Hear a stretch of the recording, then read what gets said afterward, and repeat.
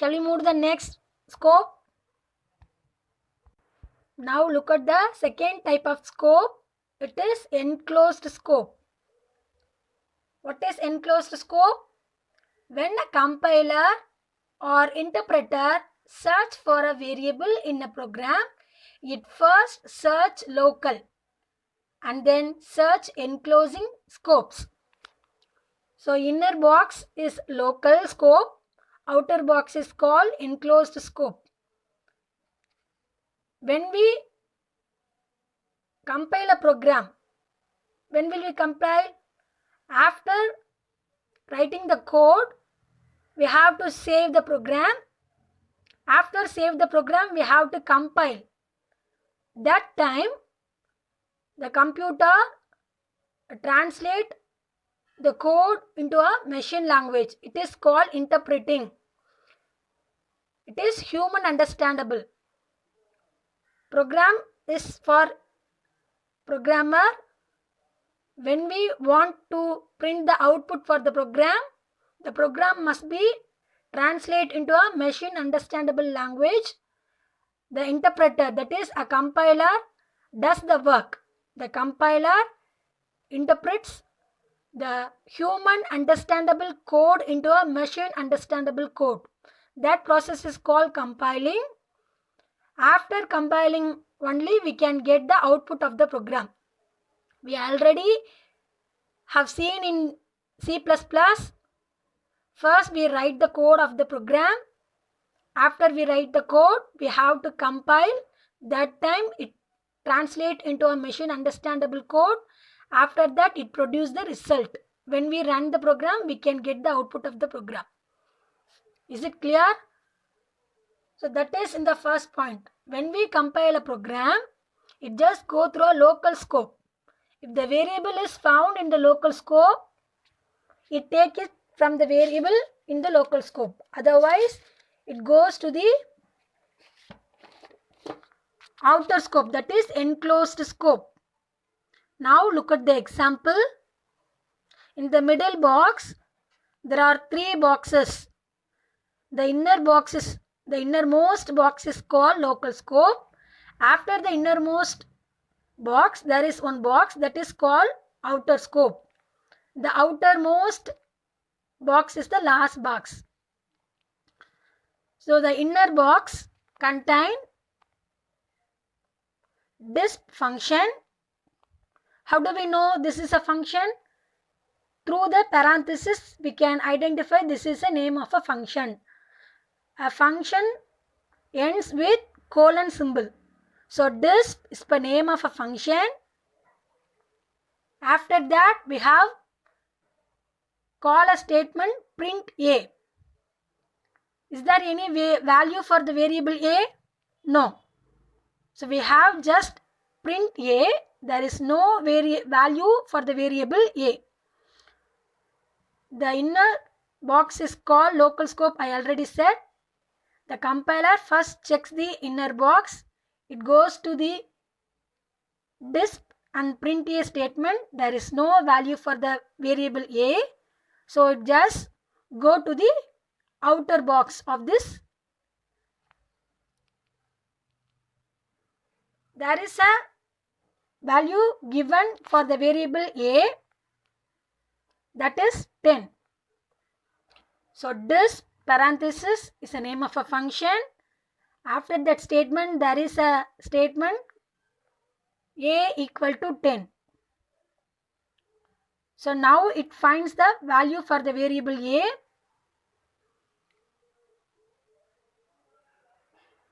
So then it prints the value for A.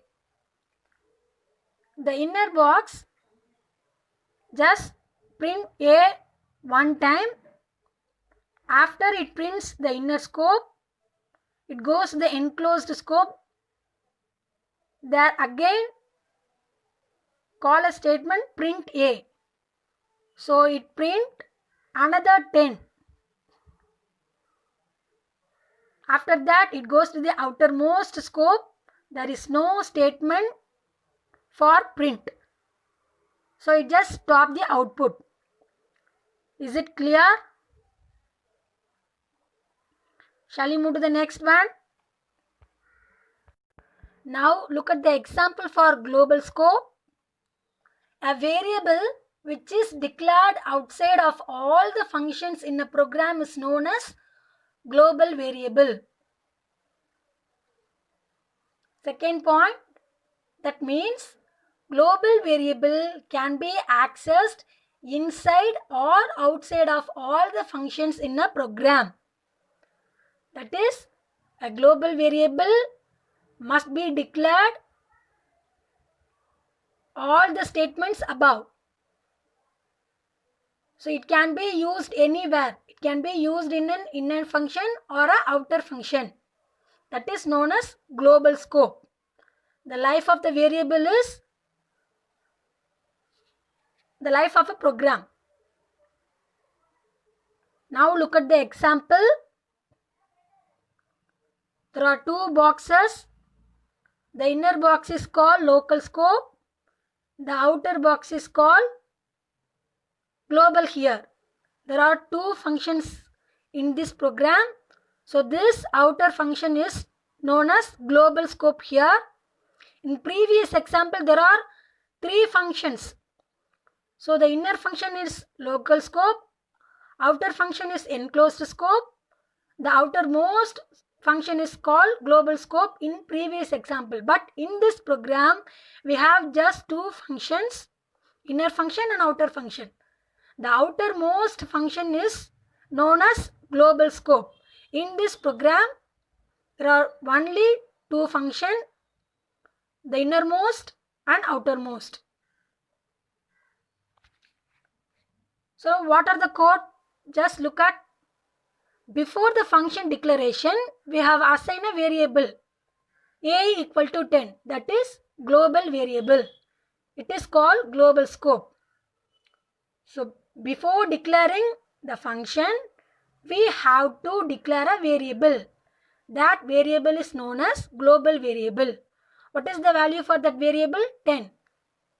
So next, we have declared this function. Through the parenthesis, we can identify this is a function. A function must be enclosed with colon symbol. After the function, there is another variable called a.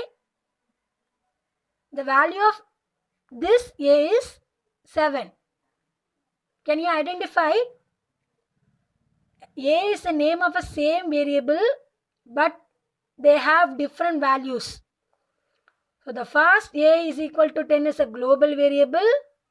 Again a is equal to 10, a is equal to 7 is local variable. Can you remember? In C++ we have already seen a variable can have a same name but different values. When we declare a first variable is known as global variable. Inner function, if there is a same name the variable have, that means it's a local variable. In this example, global variable and local variable have the same name a, but they have different values. In the function disp, a is declared and 7 value is assigned to a. After that, there is a statement print a. Now what will be print? The innermost function is compiled first. So what is the value of local variable a? 7. So 7 will be printed first. After that, the outermost scope will be executed. That is, global scope will be executed. In that outermost box, there are two statements, disp parenthesis, under that print a. Now it takes the global variable. So now 10 will be printed for this a. Is it clear? In C++ program, we can identify easily the block through the curly braces, opening curly braces and closing curly braces. In between there are statements. that is called block in C++. But in Python, we have to identify the block through the indentation. Indentation means space. So now look at the first box. A equal to 10. There is no space between 1 and A. After that, the first statement, there is no space given in that statement. A equal to 10. Like that, second statement. Look at the second statement. Disp parenthesis colon. This is the name of a function declared in the second statement. There is no space in the beginning. But look at the third statement. After 3, they have given some spaces. That space is called indentation.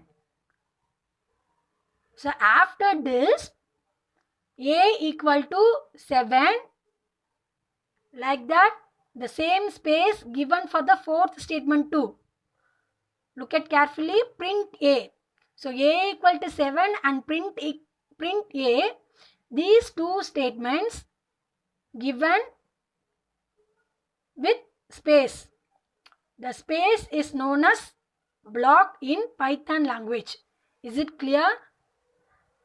There is no curly braces used in Python language. Indentation, that is space alone, we have to identify which is the block. So after print A, the fourth statement, look at the fifth statement. Disp parenthesis.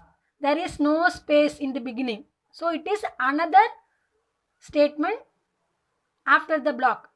The block is start A equal to 7 and it ends print A. After the new block started, disp parenthesis is another function print A. So these are not given with spaces. So these are for outer box. Is it clear? If there is a space given, it should be take it as block. There is no space, it is a continuation of the program. Is it clear? Shall we move to the next scope?